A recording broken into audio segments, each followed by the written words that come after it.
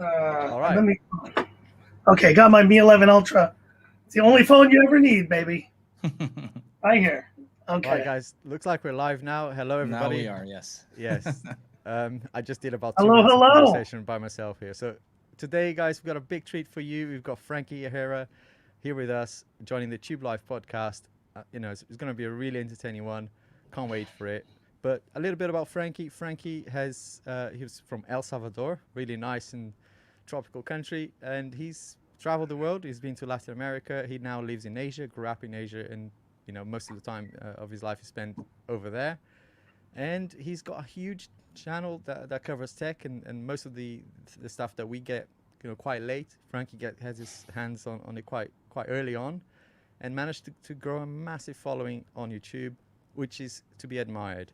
And today we're going to cover the other side of YouTube. What it takes to get to that huge following, and the hard work that has to be sort of that goes behind the scenes. So ask your questions away if you're here on the live stream, and if you're listening to this on the podcast, sit back, relax, and enjoy. Right. So Frankie, obviously you grew a channel rather quickly, actually, to 200,000 subscribers, and still growing over that now. Talk to us a little bit about what it's like to manage that, as well as balancing your personal life. You shared a really nice moment recently on kind of taking some time off on the beach, but I know on a day-to-day is not always like that, right? So talk us through what it's like to run a busy channel like yours. Yes. Well, Alex, ahead of time, Alex Gearing Tech, Patrick Rambles, thank you so much for having me on your podcast. And, it's an honor being here. Also, because it's the first podcast I've been invited to. I mean, believe it or not, but like it's a big deal for me. So I'm just happy to be here with you guys as well. And, getting to your question, man, like I think the whole YouTube journey, sometimes it happens, it's almost just very gradual, and you don't realize, at one point you're on this journey, to the next point you're living it, to the next point you're immersed in it. And I think that kind of is what happened in my case. I basically started the journey when I was working full time. But once I lost my job end of 2019, I ended up going full time on YouTube. Didn't think it was going to be a full time gig for a while, but then things just started happening, dominoes falling in place, and I completely fell into it. And that brings up a great question, though, because you have your family, you have all these other things you're trying to balance. And I think, as I was doing work full time, I actually thought things were going to get easier once I was full time YouTube. But there's this, what I call the itch, it's this itch to want to continue making content. And when I was doing full time, part time, and part time work, I would release maybe 3 to 4 videos a week. But once I went full time, it went to like 7, 8, 9 videos a week of what I call, good enough content to release to my audience, and they're happy with it. But at the same time, that put the family, put these other things kind of out of balance. And I think I'm still working to try to find that right balance. But at the Right. same time, you know, it's amazing because you think about, the things that you value outside of YouTube. And yet when you're immersed in it, when there's a new release coming, a new phone, a new product sent to you, your geekiness, your love of tech, your passion for what you're doing, it kind of just wraps you around and you just kind of get lost in the moment. So trying to figure out that balance is definitely something I'm still trying to do. And man, it's not easy, bro. It only gets harder as you go forward. It's not easy. I bet. I mean, we have we have people in the community that we're close to. We've got this TYU. Shout out to TYU. And by the way, guys in the chat, we'll get on to you. We'll make sure that thank you so much for joining us as well here, and we'll get to your questions as well. So feel free to ask away questions for Frankie. But I was going to talk about the one of the things that I admire. To see someone, for example, in the TRU, you've got this guy called Saran, and he's on a daily basis. Pretty much like yourself, you're constantly working on new content, and it's just amazing to to kind of, because I know how much it how hard it is to not just record it, but then there's all the stuff that goes beforehand, right? Research your topics, and then editing at the end as well. So it's quite involved and takes a lot of time. So for you to do pretty much every other day, it's mad. How many videos have you actually done in your channel throughout 3 4 years? Yeah, so it's pretty crazy to think about, Alex, but like I still pinch myself when I look at the metrics.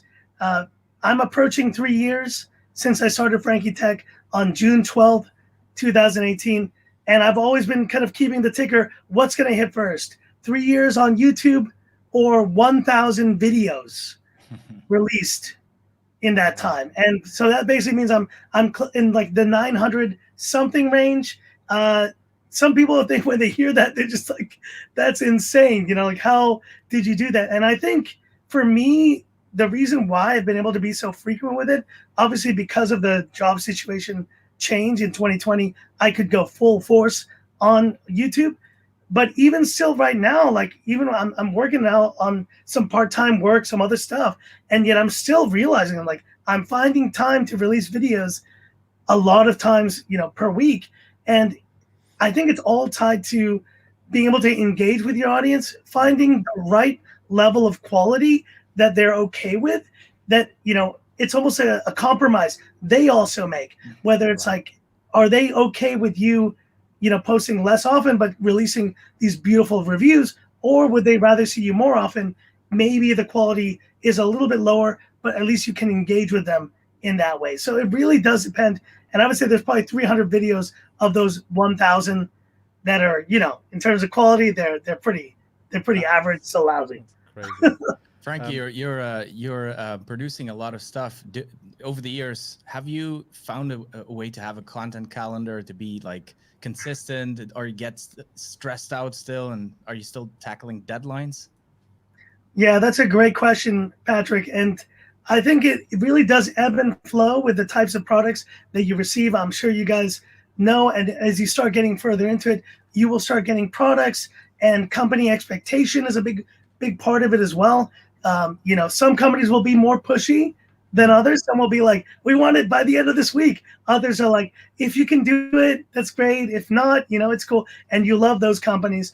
But I think for me at least, it very much becomes more of a reactive process. And I do think schedules are very important, though. And for all of you guys out there who are thinking about, you know, it's almost overwhelming, making a schedule to your content, to what you're going to do on day one, day two, day three of the week, that can be very helpful. For me, it's much more of a reactive process, but that's only based on the type of content that I do. And I think, though, for a lot of you guys who have shot lists that have actual, like more elaborate videos that you may be doing, and I do those shot lists for my big reviews. But for some of the other stuff, it does become a more reactive thing. So I think it's a give and take, Patrick. Whether you can schedule some things, but then some other times some great opportunity shows up, right? And you just have to go for it and drop Mm. everything else and just make that video. and I guess it helps when you don't need. I mean, Patrick and I are probably the same in the way that we go about our process. So we write scripts basically, and I know we've Mm. discussed this Yeah, before. You just go with the flow, man, and I think that takes quite.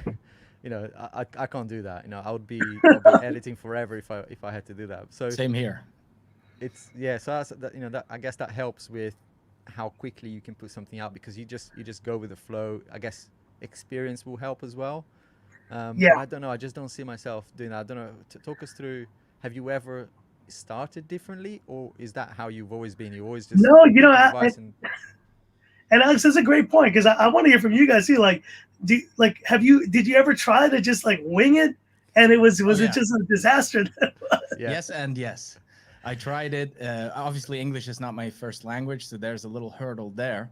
But I just start rambling, and I know I'm Patrick Rambles, but you want those rambles to be a little bit coherent, right? And unless I script, there's just no way I get through a video without, cutting yeah, it 24,000 times. It's just better if I script, and whether it's bullet points or, the full blown thing, mm, it Yeah, depends on the video. If it's very technical, I'll just write it out completely. I, you know, but if I don't do it, I'll just start mumbling, and it takes forever. yeah, that's a exactly. that's a great point. Yeah, same here. I mean, if I have tried recently to allow a bit of, I put a gap in the script so that I allow myself to go with the flow a little bit, and it comes across a bit more natural, right? So you're not kind of too robotic, but still, I just don't naturally go. I mean, I don't speak English as my first language either, so I'm always Sure. kind of trying to calculate what I'm saying next, and it's just not nice to watch, right? There's a lot of a lot of ums and so and all of that Yeah. stuff that you don't want to have. But So there, it's actually there's a way to do that semi-naturally, because what I've started doing a couple months ago is to write the script out loud. So I'll write it the way I talk instead of just writing it like a thesis and then finding Yeah. yourself Yes. sounding like a robot. So I just yeah, really put it there in colloquial English, and it sounds like exactly how I would say it in a conversation. And Exactly. over time it gets more natural. yeah. I And mean, that's I think, yeah, and that's a great point, Alex and Patrick. Like, and I think someone obviously I hablo español. Spanish is also part of my language, but I mean, I would say English is my first language, and that's what allows me to be able to just kind of wing it. And at the same time, though, I do think that it's not for everyone. Some people you do require just at least an outline, or you require the actual words or the teleprompter to be able to do that. But I think what you said, Patrick, is a really great point. Tech MNO, I just thought you just joined. What's up, bro? And I think the key point, though, to think about when you're trying to do it kind of wing style is maybe attempt it. Maybe record yourself.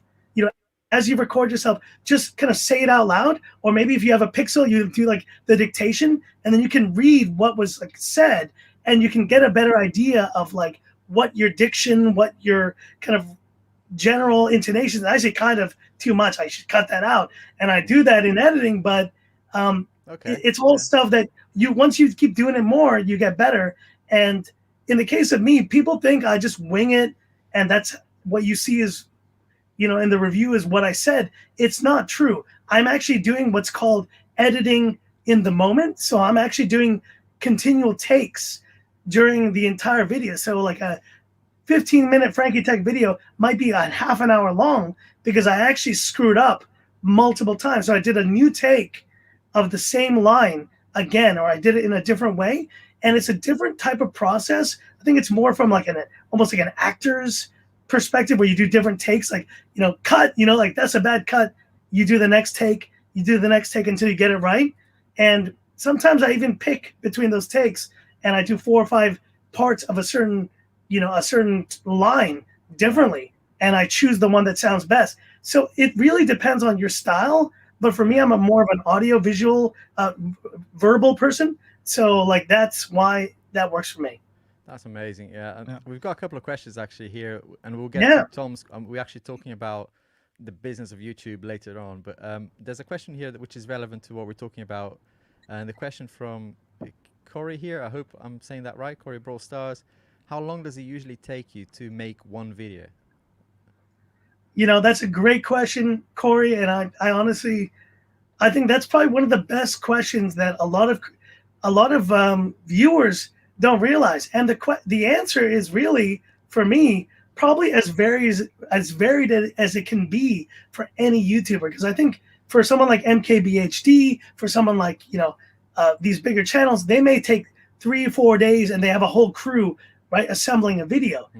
I think the variation of the types of videos that you can release is why I can answer that in such different ways. Because it took me 2 minutes to upload that video, the one I just did promoting this podcast, earlier. But it also can take me 2 to 3 days to do a full invested, review with B-roll, A-roll, with all the types of kind of, quality that I think a lot of you guys think about when you think of quality videos, MKBHD, or any of the videos you guys do. That is the amount of time it takes. It doesn't happen overnight. It doesn't happen in a few hours. But today I just did 2 videos that I think most people would see the length of duration for the videos, 7-8 minutes, but I did 2 of them today, and I edited them out in like 3 to 4 hours. Boom. And I think that's where the top-down format for some of these kind of more hands-on types of things. But if you're not putting in additional B-roll, you're not putting in multiple scenes, you can do those in 1 day, easy. Yeah. You can do one of those in 1 day. And I think for you guys, Alex, I don't know, Patrick, do you ever find this moment where you're just like, I don't want to do this video over 3 days. Let me just try to do something slicker, faster, more kind of efficient? I don't know. Yeah, very, very recently, actually. I've been doing a lot of leaks and rumors videos for Apple, especially ahead of the event. And Yeah. there was a rumor that the event was going to be in April, not in April, and then finally got confirmed by Siri, actually. And it was Wow. 6 in the morning or something weird, and I just started doing the video immediately, and I just sort of apologized to my audience ahead of time for the type of video it was going to be, but the news was so fresh, I just wanted to get it out. But other videos with a bunch of B-roll and slider shots and all, they can take 2-3 days easily. Yeah. Yes. Same here. I actually enjoyed when I think it was my first attempt at this was very early on in the YouTube thing. It was about a year ago when I was, I think it was a lot of Sony and Canon. They were releasing their new cameras and there was a lot of noise about them. I just, spur of the moment, I thought, right, let's turn the camera on and just talk about what I was seeing as my opinion on the whole thing. And yeah, and that was done like in an evening, recorded, edited, and uploaded. And there was only like screenshots and maybe a few clips that I found online. And I really enjoy that. Every 1 second, Alex. I'm sorry about this. That's all right. There's a. I gotta get this thing plugged into cable real quick. So that's the beauty of being live. Technology. Yes, being live, man. It's tough. Yeah. So we've got another question here related from Frankie Tech. We got: do you shoot B-roll after or before A-roll? I'll answer that later, but I want to see what Frankie does. Okay, just a second, guys. Yeah, I'll be back in 5 seconds. Right, maybe you can answer that, Patrick. What do you do before? Do you okay, sorry about that. No Jesus. Let's have Frankie go So first. Frankie, do you shoot? Go for it. The question we've got from the audience here is: do you shoot B-roll or after or before A-roll?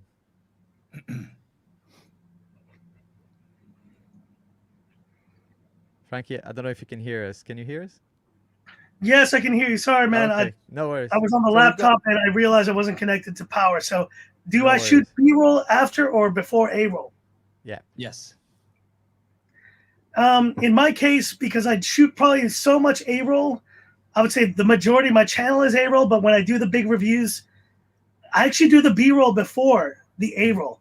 Typically, I want to get the kind of all the product shots, all the beautiful images of, the phone when it's out in, and I do a lot of kind of like nature shots. I do a lot of city shots, and I just want to have those ready so that when I do the actual A-roll, the talking headshot where you say like, and this is the phone, let's talk about it. And then there's something that kind of is leading the way in the conversation of the phone.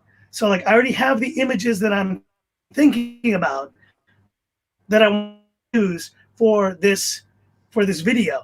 And the kind of the shots that I've taken then dictate, they can help drive the narrative of the video. And that's what informs the A-roll that then allows me to do the video. So that's kind of my answer. Yeah. That's quite different to what most people do. And I was listening to Marquez actually recently and learning about how he does his stuff. And he as he writes the script in his head, he's already planning what will be just set to camera like we're doing here, and what would be just voiceover. And I quite like that, because that is sort of, you're planning already and you're kind of saving time in the edit. Because what I was doing, or I'm still doing, is recording the A-roll, with the script, and then watching it, cutting it all up, and then watching it again, marking in the timeline where I think should be, the B-roll clip. And it's very time consuming, right? I don't know, Patrick, how do you do? No, it's funny that it's actually quite similar to you, Alex. Because we script, I suppose that's a different approach, because when you have a script, you could theoretically already plan your B-roll shots on based on your script. But I usually record my A-roll first, because it makes it easier, and you might have some extra ideas. And also sometimes when you already record your A-roll and you have a very awkward cut somewhere that you just can't fix, that's where your B-roll needs to be. So it makes it easier for me to do the A-roll first. Yeah, same. Damn, I'm just weird then, aren't I, guys? No, I think that's a great point, Patrick, that you bring up, like the whole idea of the scripting part. Once you have that kind of that structure of the video, then it's more thinking, what shots do I need to fulfill the story that I'm trying to tell? Whereas in my case, I think what's interesting is like I do find myself sometimes doing the B-roll before, and I take all these great shots, and that almost like it whips up my creativity about the phone, and it makes me just think about things in a different way, where I'm just like, okay, like I've seen this phone, I'm looking at these shots, what story do I want to tell? And what I do typically is then just I tend to try to fit what I've shot to what like the story I want to tell is. But I do think it might work better where you actually do it the other way around, and yet maybe, I don't know. I wonder if there would be a little bit of spontaneity that's missed there, but it really depends on each creator, right? It does, yeah, and I think that's, yeah, I guess experience will help as well, right? So when you're doing the B-roll beforehand, you already know how you're going to do it, so because you've done it so many times, I guess, yeah, it will come with experience as well. Yeah. I want to switch it up a little bit now to the side of YouTube, which is some people do YouTube for fun, some people do it because it's a new skill to learn, and a lot of us do it because it's another kind of a source of income, and they want to make it some sort of a brand. We want to grow on YouTube and make it a business, so that you can expand outside of YouTube. So I want to talk a little bit about that, Frankie, especially given the size of your audience. You must be thinking there's so many opportunities here. So one of the kind of the first questions I have is, and I think just to back up a question that we had earlier as well from Tom. I'm not sure if Tom's still here, but I'll flash up the question, which is around, do you currently have YouTube as your main source of income, or is YouTube still kind of something that you do as well as a main job? I know the answer, but yeah. That's a great question. And Tomo's Tech, very good question. And I won't go into deep specifics, but I can tell you that, YouTube definitely was not enough. Just the AdSense revenue was not enough to do it full time until literally 2 months ago, at least for me, which was funny because that also coincided with a moment when after I lost my job, as I told you guys in the beginning, end of 2019, I spent the entire year of 2020 doing YouTube full time. But I always still wanted to try to find some role. And my ideal would have been a part-time role working for something tech related that, that I could use my expertise in. And lucky enough, I found exactly that role. So I'm now working part-time with this tech startup. They do some awesome accessories, some awesome stuff. And, I'm basically, they've hired me as a content, creation manager, someone to be able to help them with their process. I'm still doing it part-time though, because what was crazy was that as this whole job was getting started, I had the most successful month ever in my entire career on YouTube. And I basically got the channel hit basically 3 million views in 1 month in March. I added 15,000 subscribers that month. It was just insane. And that growth, it's like, I couldn't believe it. It was coinciding with this job. But at that moment, I almost had like this, Alex, I had this like second thinking, like just like kind of just second thoughts, where I was just like, maybe I shouldn't take this job. Maybe I should continue pushing this. And yet I think the problem with YouTube, and I'm sure you guys feel this way, is that it's so inconsistent. The inconsistent nature of how you build up here. And you've seen it time and time again. A lot of creators saying, like, oh, my March was February were great, but now I'm down in the dumps, or now it's like, I don't know what happened, or like I've been doing the same thing. I've been creating the same content, but like the views have dried up. Like, what's going on? And we just see this general perception that YouTube, at least the ad revenue part of it, is very inconsistent. So there's other ways you can manage that, right? You have the sponsorships, or you have doing brand partnerships, or you do just affiliate, all these other different things you can do. And in the case for me, that actually luckily has blown up even more after that March month. I think a lot of companies took notice, and now I'm being able to negotiate those types of things that actually supplement what would be those inconsistencies, right, in ad revenue. And I'm sure you guys feel this, like what you want is a more steady stream a group of partnerships of companies that you can work with that are actually valuing you as a brand, valuing you as a creator, and you can rely on those when the YouTube creator stuff, the AdSense stuff goes up and down. And that's really the point. Yeah, we can't clap on Clubhouse, right? You have to mute the button several times, but I'll clap you here, man. That's exactly what we can actually physically clap here. I think that's a great point. It actually answers one of the questions we had for you later, which is around, how do you de-risk the business of YouTube? And I think you just answered it there by, not having so much reliance on one thing, which is ad revenue, right? And I guess you're going to have some crazy months, but you can't bet, and you don't know what YouTube's going to do with ads, right? You never know. They could tomorrow just turn the whole thing off, and then you're left with what? Yes. Right? So no, there's a great point there. I guess, Patrick, for you is a similar thing, right? And I know you're always exploring different avenues with partnerships and things like that. Do you also see that sort of ad revenue relying so much of that as a big risk? Oh, absolutely. I mean, the whole reason why I started YouTube is to have some other income streams, right? Because the pandemic started and I had more time, and I was a huge consumer of YouTube. So I loved all that tech stuff. And I was like, I'm buying all this stuff, why not make videos about it? And so that was one reason. But the other reason was I knew that at some point there would be some monetization involved. And I didn't know what the pandemic would bring to my daytime business. I'm still full-time, of course, in my business. And, things are not, there's no guarantees in business. So this was one thing. But then also within YouTube, you have to diversify. You can't put all your eggs in one basket. And as you said earlier, if Google just one day decides that they're no longer going to compensate their creators, then you have nothing. So it's obviously super important that you have different streams of income. And I do find that, especially when you're just starting out, affiliate links can be quite useful. You're not making a lot of money in AdSense, but if you do it well and you have a lot of products that you promote, you can make some money, especially in the beginning. Yeah, definitely.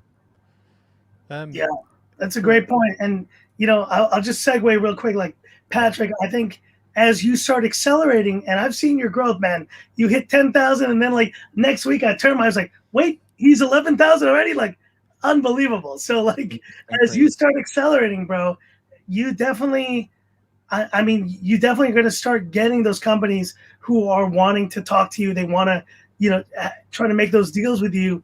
And yet there are certain things, like you said, with the affiliates, other stuff that are more consistent.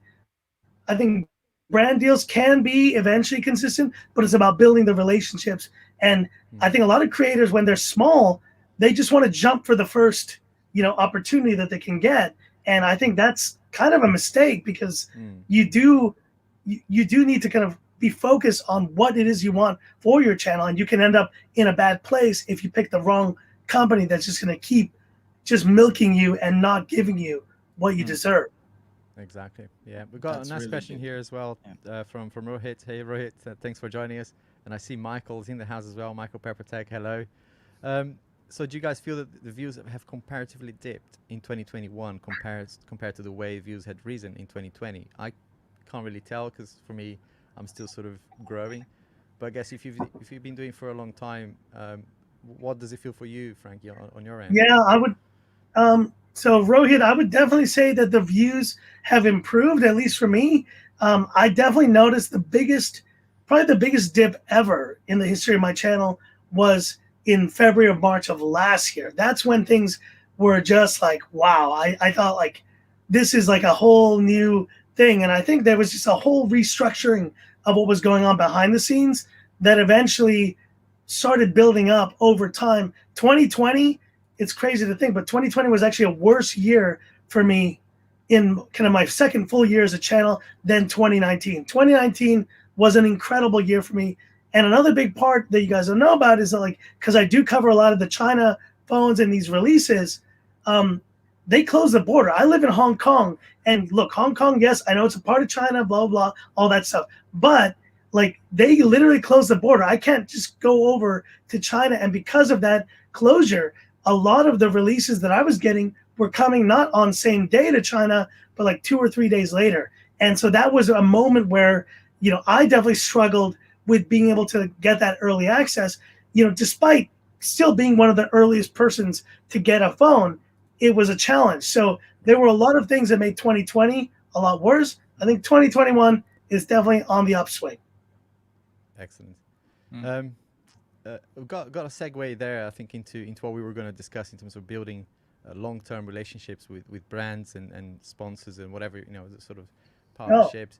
One of the things, obviously we are in different times in our YouTube journey, and some of us, including myself, still learning on how to deal with brands. Right, there isn't, this is not a regulated industry, so I've tried all sorts of things, like contacting people via Instagram, all the way through sending companies like a 4 or 5 page proposal to work with them. So I've kind of explored all different avenues.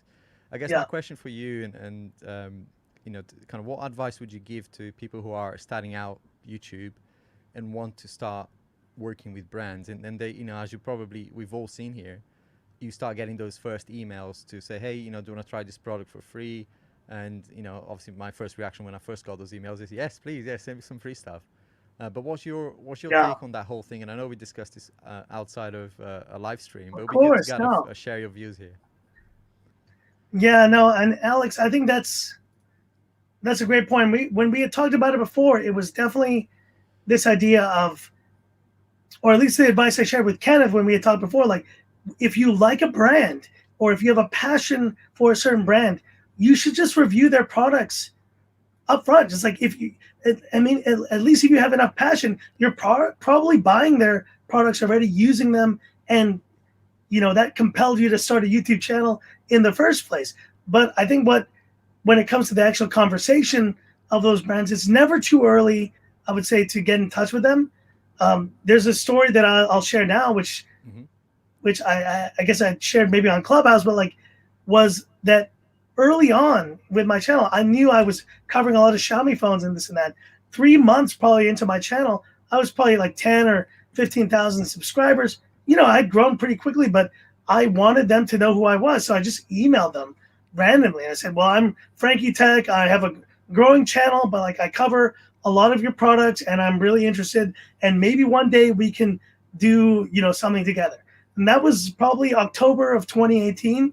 I Right. did not get my first, outreach from Xiaomi for a review unit until March of 2020.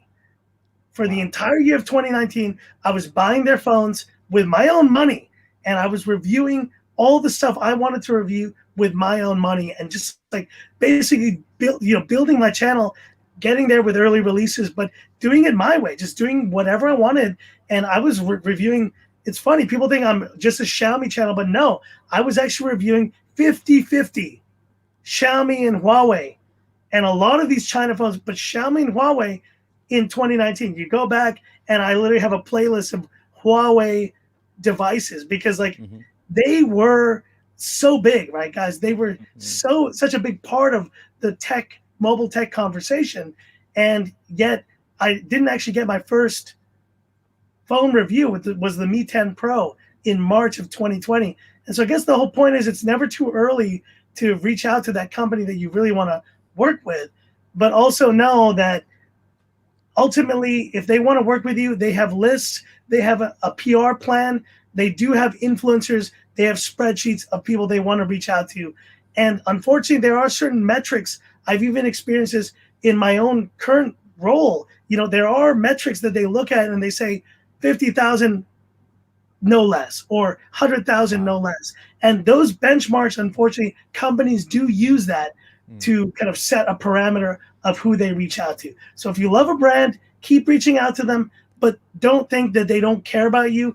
They maybe are just being told by their, marketing execs that they just can't There's a interact with you benchmark. until you Yeah. reach a certain point.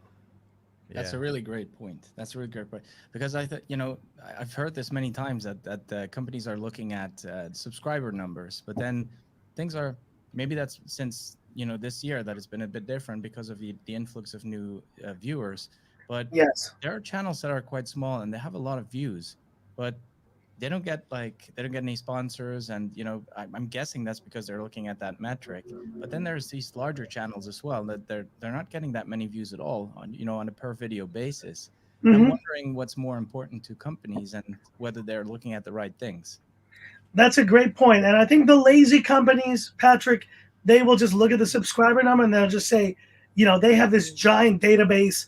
And I've seen it, you just have this huge Google spreadsheet of tens of thousands of like creators. And they're just like, anyone under this number, you can blast email them that. Anyone over that, like blast email that. And yet, like, I think what you're trying to say, and it's a great point, is that there are some channels, and I did some, deep dive, even working some of the influencer marketing strategy for the company, that there are channels that, like you said, have hundreds of thousands, maybe even 1 million subscribers. And then you see their output.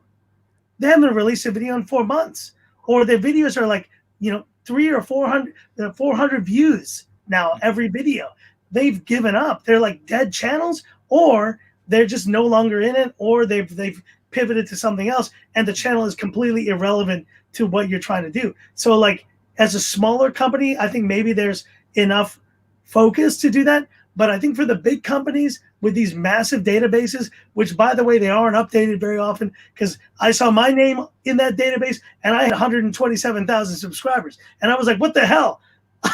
I got more than that, man. I updated my own metrics in the damn database. So all I'm telling you, man, is that these companies, the way they do it, it's all numbers based. And I wish it wasn't the case, but there's a lot of channels that get sent these emails that really shouldn't at this point. Yeah, and I guess that there's the other side of it as well, right? When as a creator, you start to get quite a few companies wanting to cooperate with you, and kind of they say all these nice things about your channel, but I bet they never actually watched any of your videos. But they're going based on those metrics, and they want to send you stuff to review. Sometimes they're quite irrelevant to the content, and I would kind of go on about my experiences and that, but I'd like to because at your scale, I'm guessing you get quite a few of those. What's your take on saying no to companies as well? Because I guess that's the other important part of it. That's one question I'd really like answered as well. Oh man, yeah. So like I do think that, and this is a great one, because I think a lot of creators, even whether they're small, medium, or large, this is something that is relevant at any level, really at any level, because there's certain things that, obviously you have your channel, right? You have the certain niche or focus of your channel, and there's certain products which will fall right into that. In my case would be maybe, some Xiaomi, affiliated earbuds or some other accessory related to Android or something like that. Those things are all relevant. But then there's random stuff then that companies reach out to you for that you're just like, that's cool. Like, I want to review that. Like, and there's a balance between what is fitting best for your channel, but also doing content that you are passionate about, that also kind of continues to feed your craving for great tech. So for example, I just did this review on this, and I just posted it earlier, on this massage gun. I've never been approached by a company to ever do a massage gun review, but this company reached out, and I'm so glad I did it, because you know what? It was the best. And go check it out if you want to. FrankieTech.com, YouTube.com/FrankieTech. And this massage gun was the best, most personalized, beautiful unboxing I've ever had on my channel. It was just gorgeous. They did this like beautiful, customized, like, writing a letter for me, and they did all this stuff. It was amazing.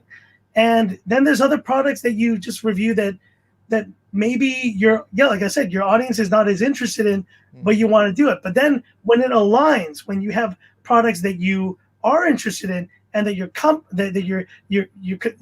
audience and the company are aligned, I think that's the best bet. Like, I have a good example here. I have this thing called Desk Lab. I don't know if you've heard of this one. It's called Desk Lab. Right. But it's like basically like a 4K, it's a 4K monitor. They sent it out to me. I was like, well, this looks great. And this is aligned with anyone who would want a great touchscreen 4K monitor to use, on the go or in their offices and that. It's like, for me, it really is more of a pick and choose now. But to answer Patrick's question, there really does come a time when you need to start saying no. And I'm not going to name the companies here, but there were some companies I was working with before. They were sending me phones. And Right. when I first, they were actually one of the first ones to send me phones, and I was very excited about it. But now they just keep sending these phones of a certain type that I'm just not interested anymore. And they're just very, the audience doesn't care, the interest isn't there, and at this point, I have two options. I either need to say, I'm just not doing this anymore, or you say, well, if you would like a product showcase and you would want me to do something like this, and I will definitely click that it's a paid promotion, button Yeah. on YouTube.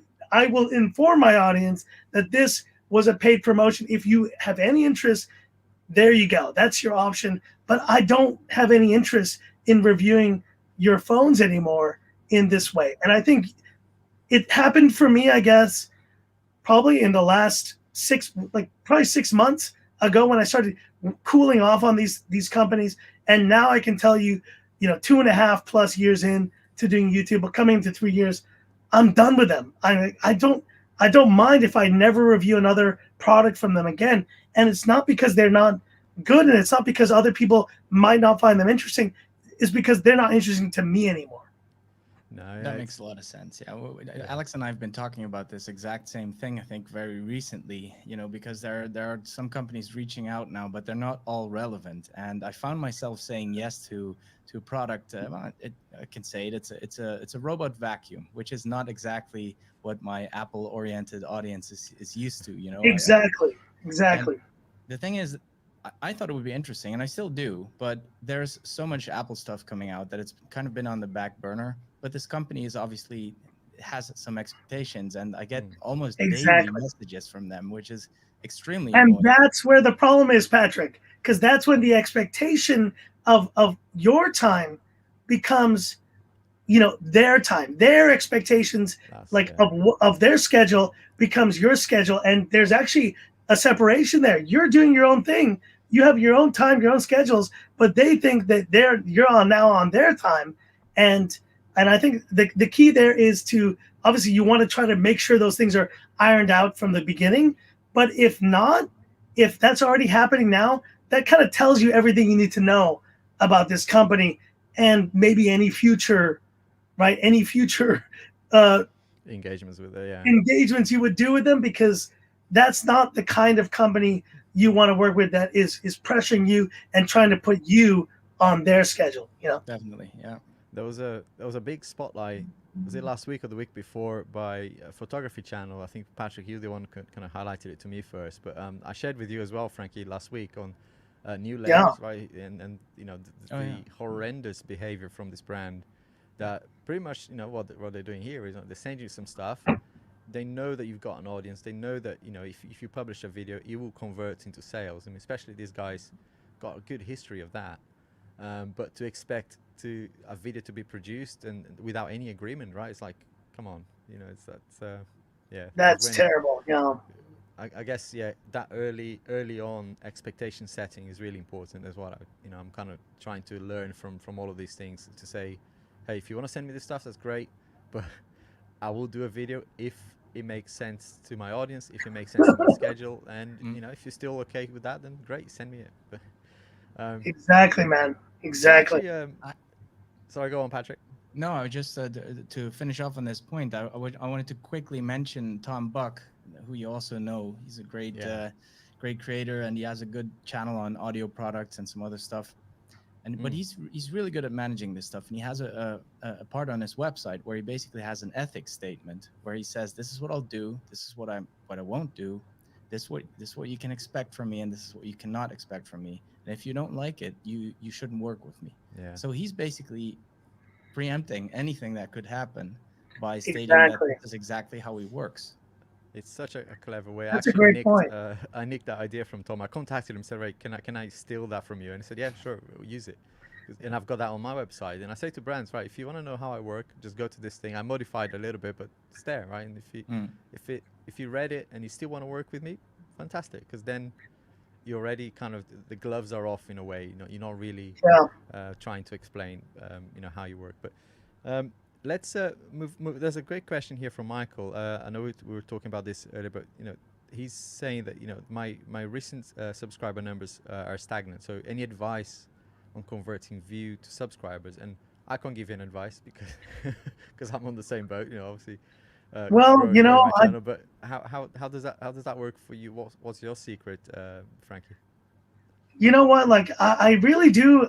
I am really a big believer, guys, and it might not be for every channel, but I have been a big believer in what I call like good enough quality. Because there was one question there in your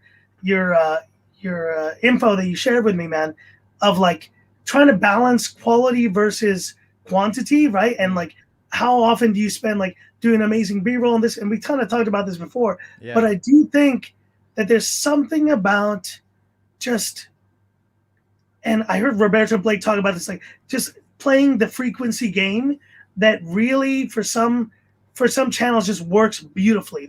Where there becomes this expectation where you like, if you can just continue creating consistent content, that makes the algorithm, that just makes the audience more receptive, and it slowly builds this momentum. And you notice with subscriber counts, it's all about momentum. You notice they don't just drop off after a day, right? Like you'll add 100, plus or whatever. You'll add like 50, 60 subscribers, right? And then it's not going to just go down to 3 the next day. There's this momentum. There's this wave that continues, and you just kind of experience that. And there's something I think about someone finding your videos, someone finding your channel, and then engaging with it. And they're kind of like their mind is in it. They're like, oh, this is great channel, cool, Alex Gear and Tech. And they went to your channel today, they loved it. Then they went back to your channel, and they went back again, and they went back again. And there's just this momentum that I think people don't think about of subscribers growing, because there's this wave, and they don't taper off immediately. And having the frequency to be able to carry that forward, I think is something that a lot of people don't think about, which has probably helped me a lot, because I've just been so consistent and frequent in releasing content that maybe, you release the video and all this audience was like super interested, but then you stop for 2 weeks. Well, then they moved on. They lost interest. They went to watch their other tech creator buddies, or they, started watching Golf Channel, like whatever, like they did something else. And the point is, for me, what I've noticed is that frequency of what I've done has helped, I think, continue those waves of subscriber growth more often. And really interesting. That has actually helped to continue growing. Do you have one video or 2 videos that propelled you somewhere, or has it always just been that constant sort of frequency of content that you always kind of fill in the pipeline? There definitely are videos that have helped propel. Like, for example, last week I just hit my first million video with this Mi 11 Ultra iPhone 12 camera test. Nice. And I just saw this kind of consistency from that video. And there are videos like that just hit it off, right? And there's just an audience that continues growing. And so that's helped a lot. But at the same time, that not always has been the case. And I think that's where the frequency, right, of being able to then release another video that someone can engage in, even though maybe some people from your audience are watching your videos 2 or 3 weeks back, they're catching up. And so they're continuing to engage. And yet at the same time, you're bringing in new people from the new videos. In some way, it's almost like what Roberto Blake calls like scorched earth. You just basically hit it at every point. You gave them an option 1 week ago. You gave them an option today to engage with you. You gave them an option tomorrow to engage with you. And I think because of that, you've kind of almost like trial by error, you have plugged in every hole. Right. And you have made every possible opportunity for engagement happen. And because of that, it wouldn't matter whether you had the million video bringing in a bunch of people. You still have the other frequent videos bringing in, 5, 10 subscribers per video kind of thing. Yeah. And you have all strategies at play. And that's where the frequency game really does pay off. So there you go, Michael. I hope that answered your question. We're coming towards the end here, but I think what would be good to do now, Frankie, is share a little bit with the audience and people listening to the podcast that we're going to release soon. What you're working on, this is your time to plug your channel, share maybe a little bit of what the future holds for your channel, what the things that you're working on to, because I'm sure you're constantly evolving like we all are. Share a little bit of that, or what's coming up on your channel. Awesome. Well, yeah, no, I mean, I think, and even for you guys, oh, there's James Apple. That's good, Frankie.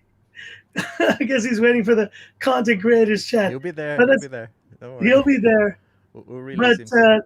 Once again, Alex and Patrick, thanks so much, man, for this one. But I think to answer this question, it's challenging because I think as a creator, you have one part of your mind which just wants to keep doing the same thing over and over again. What's working, and I know for Patrick, what you're doing right now is working. And my advice to you would be just keep doing what you're doing, kind of thing.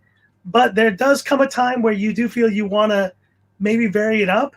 One strategy I've done, which I think has helped a lot, is I kind of took it from MKBHD's strategy, which was to try to redo the channel. So remember when MKBHD used to do version 3.0, version 4.0? Right. And I think that as a yearly thing to do is good, healthy for a channel to do.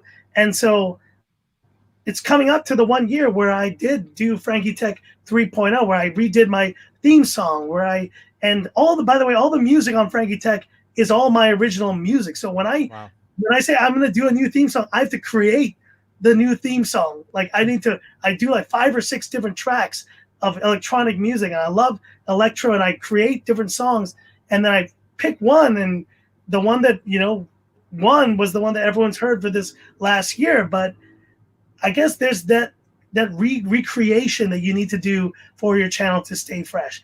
Beyond that, man, I think there's a lot more partnerships that I'm doing now. So it's fun to review a massager, but at the same time, I'm also doing this part-time channel. So for me, this part-time work. So for the channel, for me, it really does become, I want to cover the big releases of phones, but I also want to do some other cool stuff. And so I do have a project with Huawei that's coming up soon, which I'm pretty excited about, of this very random product that I never imagined I would be doing, but I will be doing something for them very soon. And beyond that, of course, continuing to do all the stuff that my channel is known for, the China releases. I couldn't hear what you said. Xiaomi. Okay, Siri. That was Siri. Please, quiet. Does that ever happen to you? Does he ever start just talking to you like that? It's annoying. Yeah. And don't worry, we'll cut it out. And so being able to kind of do something that is beyond just phones. I love phones. I think they're great. But I think the next part of Frankie Tech is also engaging with other types of devices. I have a great opportunity possibly soon to review my first laptop on the channel. And so that may be something to open another door there. So I think as a tech channel, you can't just stay stuck in one way, especially when, as we know, interests and the algorithm and just the whole game is not, it's not consistent in that way. So it's good to have an open interest in what you do. Lovely. Yeah. And I just want to big shout out to Michael. He gave us a nice $5 there for wow. Super chat. Thank you so much, Michael. Thank you, Michael Pepper. That's beautiful. I guess one final question for me, Frankie, is as a kind of just as a follow up on what you just said about keeping the variety of content and keeping fresh and always constantly updating. Either if it's just the look and feel of the content itself. What sort of for you? What's the kind of the next level app that you'd say right, this is what I need to upgrade from a channel perspective? And as a kind of another parallel question there is, what technology are you most looking forward to for the next, say, 12 months? Yeah, that's a great one, man. I think a lot of my audience may know this, and if they don't know this, I'll tell you right now, you would be surprised how much the actual iPhone, is a Okay. part of my workflow, because like when you watch a Frankie Tech video, there's either two cameras I'm using. I'm using either my Sony A6400, which would typically do the kind of this talking head shots, and Yeah. all the B-roll is done with that, with my Sigma lenses, with all that stuff. It's great. But when I'm doing the top-down videos, if you ever see a yellow background video on the channel, that's typically being done with my iPhone 12 Pro Max. Why is that? Why is that? Because the 12 Pro Max, when it comes to autofocus, when you need to get really close, on a phone and show it off very close, there's very few cameras, even cameras like full zoom cameras, that can have that quick of an autofocus. And for me, at least, that solution has been so easy, especially because I need to recreate, guys, my video, my whole studio setup daily. I can't just leave everything, because of the space in Hong Kong, limited as it is. I can't do it. I wish I could. And unfortunately, that's why having a very flexible solution like this is just so important to me. And that's why for me, every single iPhone release, every single kind of improvement to the cameras of this device are huge. For those kind of top-down videos, the unboxings I do, they are so huge. And especially with the workflow to iMac, you got my iMac right here, and you do AirDrop, all that stuff.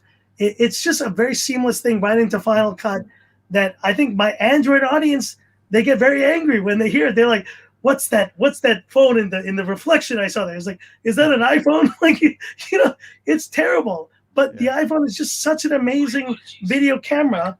And I think that's the point, that I'm super excited to see what Apple can continue doing.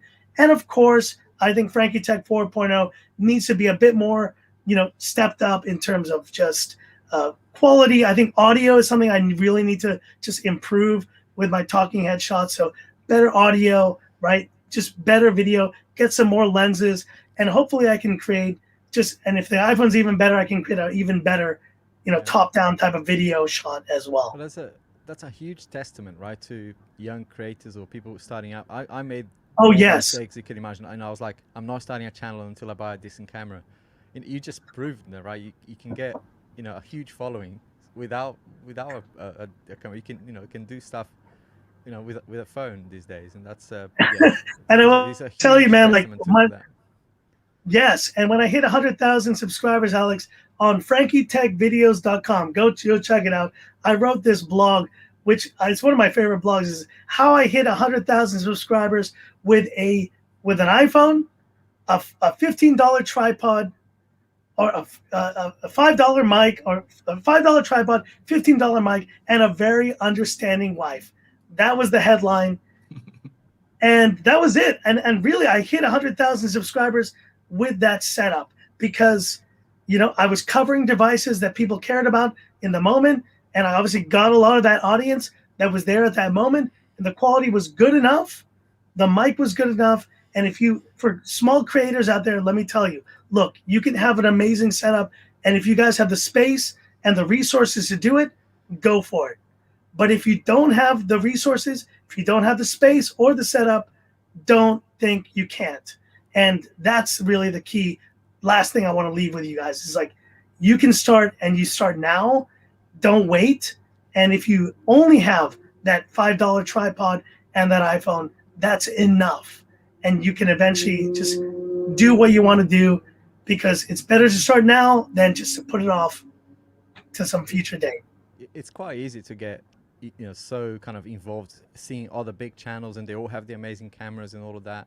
It's exactly to get sort of kind of intimidated by that, and saying I must have something like that before I start. And yeah, I did the same, bought microphones and cameras that I probably didn't need to start with. No, but it's also because we're tech channels. We are drawn to that of stuff, course of course. It was an excuse. Yeah, exactly. And let me tell you, I mean, if you guys can tell me a Sony camera that can do autofocus as quickly and responsively as the iPhone, I would switch tomorrow. But until this point, I have not found that yet, at least for my setup, that just works as well. If you spend enough money, I guess you could, right? I'm sure I could find, exactly. But it is it is that thing, right? You don't need that gear to start, but it does become important as you progress. And Of course. yeah, Yeah, definitely, man. no, good stuff. Patrick, any sort of comments or final thoughts on this? No, I just think I fully agree with Frankie. I think gear matters. I hate when people say Definitely. gear doesn't matter. It does, but it shouldn't stop you from getting started, for sure. Exactly. You know, And you you know, can that's always increase, improve, and if you want to improve your production quality, you can go for it. But that shouldn't be. You don't need all that before you get started. exactly. And that's not saying that like I don't have a real interest.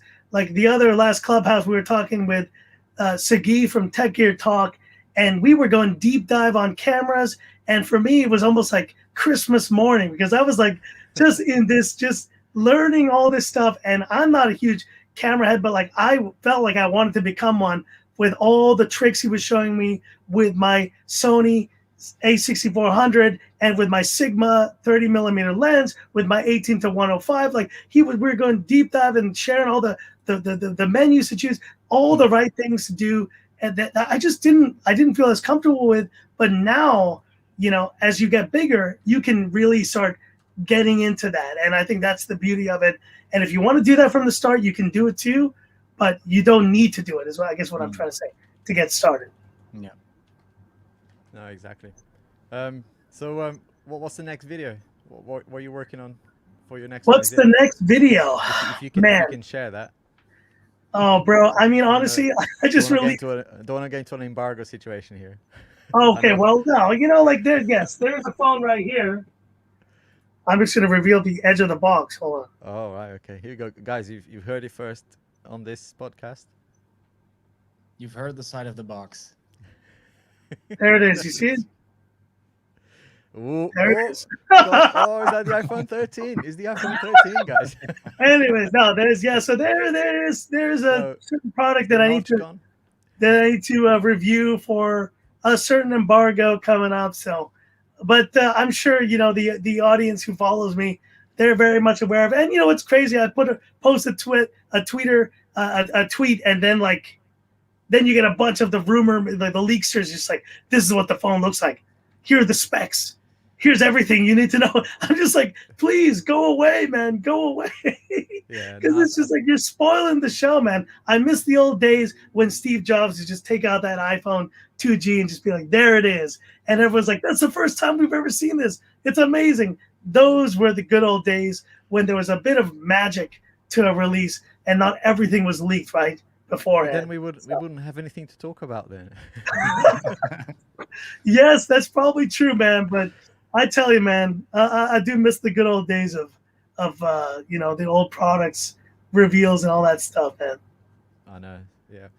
All right, well, let's call it a day there, guys. Thank you so much if you joined us here live on the stream. Really good, great questions we had here today. Sorry we didn't get to all of them, but I'm sure we can get back to you in the comments. And if you're listening, guys, go check Frankie Tech. You know, if you've been living under a rock and you don't know Frankie Tech yet, go check him out on YouTube. And yeah, thanks very much for joining us. And yeah, see you guys around. Thank you very much. Thanks, Frankie. Thanks, Patrick, for thanks so much, guys. Alex and Patrick, appreciate it. Cheers, Frankie. Thanks for being on. Bye, everyone. Cheers. Bye-bye.